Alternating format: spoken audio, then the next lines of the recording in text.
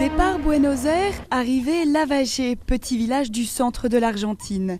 Ce train-hôpital sillonne les zones reculées du pays où bien souvent il n'y a ni médecin ni infrastructure de santé. À son bord, salle de consultation ou de radioscopie, assistance sociale, laboratoire, cabinet de dentiste et 11 spécialistes, tous volontaires. Au-delà de la consultation générale, on fait aussi de la prévention en discutant avec les parents. On parle de l'alimentation qui est essentielle, des règles d'hygiène et de certaines maladies que les enfants pourraient attraper. Tout cela de façon à ce qu'ils puissent agir en avance chez eux.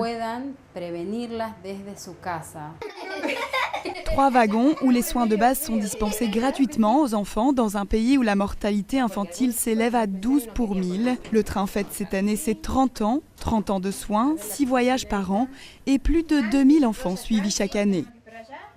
Moi, j'avais une dent qui me faisait mal et ils me l'ont enlevée. Ils te reçoivent et te donnent tout ce dont tu as besoin, des médicaments. Parfois, les gens n'ont pas assez d'argent pour acheter les médicaments. Ici, ils te les donnent.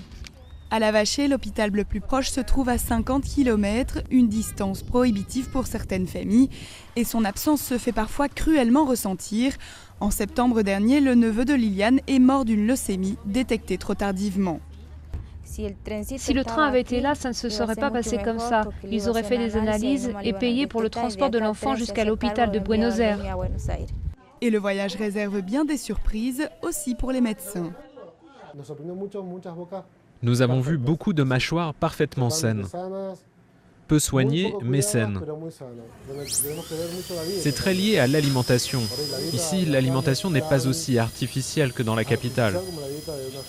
Pas beaucoup de soda ou de sucreries.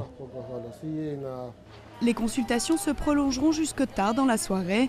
514 enfants seront accueillis avant que le train ne reprenne la route.